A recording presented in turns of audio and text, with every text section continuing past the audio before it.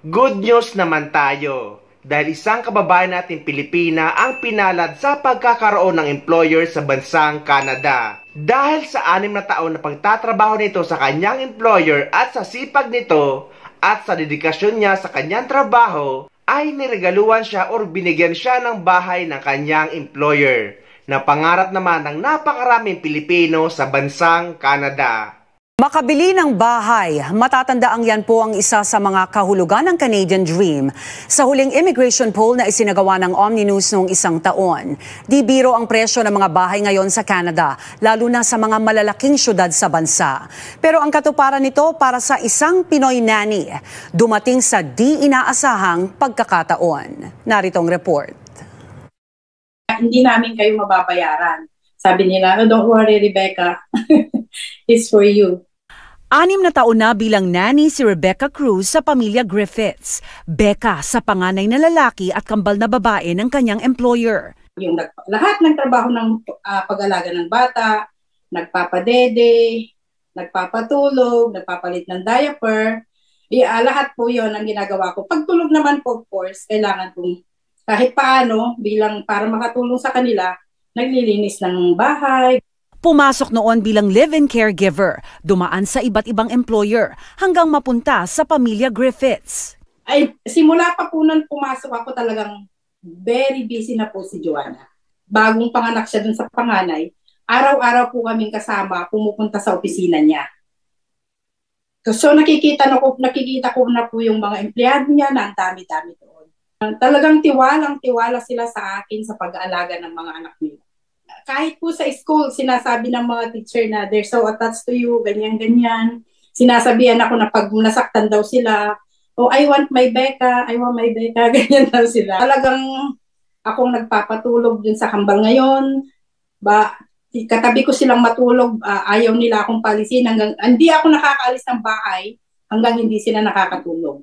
I'm a female business owner that has 3 young kids, and I was building a company while raising a family and navigating COVID and all of those different things. And the truth is that I could not have done it without Rebecca's support.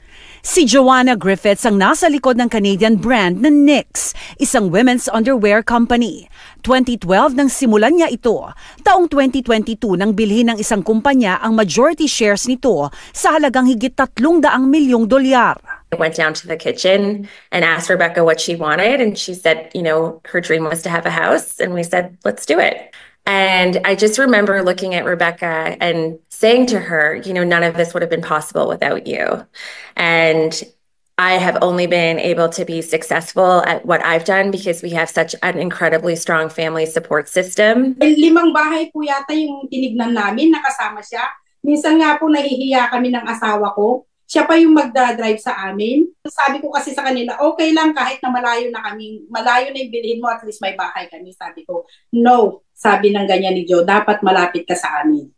3-bedroom house na may basement sa Toronto ang pinili ni Griffiths kay Cruz. Walang mortgage na kailangang bayaran, katuparan ng Canadian Dream ng maraming immigrant.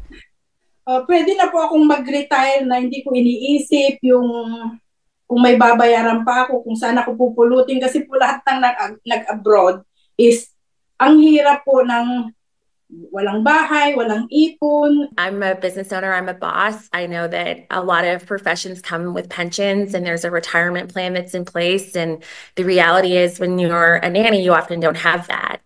And so the way that I looked at it as well was in giving them a house, I also was giving them a path to retire.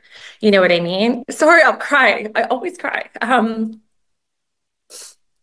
I do think it's inappropriate. Like I think if I'm asking Rebecca to spend so much time with me and my family and we have so much, how can you not share that?